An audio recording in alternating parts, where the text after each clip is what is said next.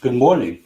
I hope you all had a safe holiday weekend and that you were able to practice your social distancing and keep everyone safe around you.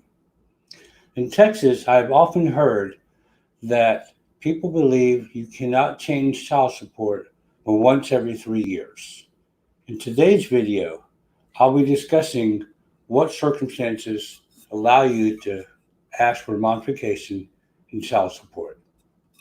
Welcome to another edition of Coffee with Law.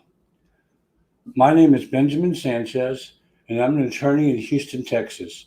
I represent people, including consumers, tenants, and homeowners, during life setbacks to help them move forward. Now, what is up with child support modification in Texas? When can you do it? Let's go over those details now.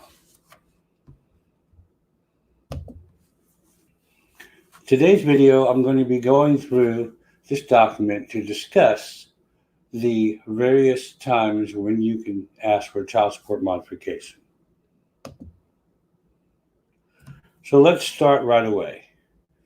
There is one circumstance in which you can change child support, and that is the 3-year rule. If the child support order was last established or modified more than 3 years ago, you have the automatic right to have it considered to be modified. It doesn't mean that it will be modified if the income levels haven't changed. However, you have the automatic right to at least ask for that from the court. A second time that you can ask for child support modification is when the monthly amount of the child support differs by either A, 20%, or B, $100 from the amount that would be awarded according to the child support guidelines. So very important. So that can happen within the 3 years. If for some reason someone loses a job or has to accept a lower paying job or somehow gets a good job from what they used to have, then that child support can be modified.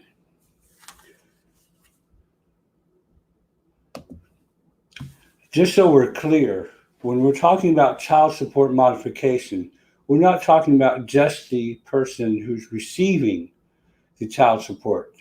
That's called the obligee. We're also talking about the obligor, which is the one who is paying the child support. So either one can ask for the child support to be modified depending upon the circumstances that we're going over today. That is a really important point. It's not just one-sided. Going back to our paper here, the third reason that you can change child support is a material and substantial change in the circumstances has occurred since the child support was last set. Now, this last one gives a lot of wiggle room, and this is probably where people base their child support modification on the most when they're not going under the 3 years. So what is a material and substantial change in circumstances?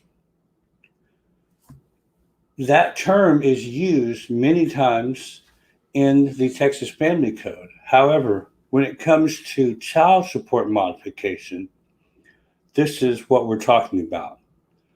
The non-custodial parent's income has increased or decreased. Now, let's be clear. The non-custodial parent, when we use that term, that means that is the secondary parent, the one who is generally paying the child support. Okay, so we're not talking about the custodial parent receiving the child support. We're talking about the non-custodial parent who is paying the child support. So going back to here, the non-custodial parent's income has increased or decreased. 2, the non-custodial parent is legally responsible for additional children. 3, the child or children's medical insurance has changed. Or 4, the child is now living with a different person.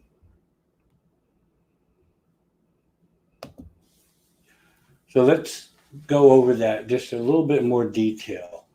If the child is living now with the obligor or the non-custodial parent, then the non-custodial parent should ask for a child support modification to stop the child support from continuing and to potentially ask the other parent to pay for child support.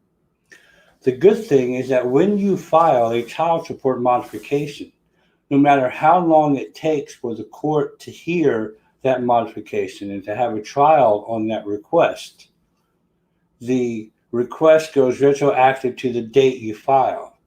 So it's important that if you want a child support modification, that you file as quickly as possible to at least start the timeline by which the court will consider making that modification all the way to the date of filing. Sometimes it may take several months, if not a year or more, for that modification to go through. And it's always nice when that new support is calculated, especially when you are paying the current child support, to have that retroactive so that you will get some credit if that gets lowered. Now, again, if the non-custodial parent has additional children, under the Texas child support guidelines, those percentages of what the child support should be may change. It's not about how many children you have in the home, though. It's about how many children are out there that are not in that non-custodial parent's home. Okay, so that's really important. We can go over the specifics of the guidelines in another video. However, it's important to know that when you're considering whether or not there are additional children, it's usually those children who are outside the home, for which that non-custodial parent has to pay additional child support. And again, if the child changes where they live, that will also change things.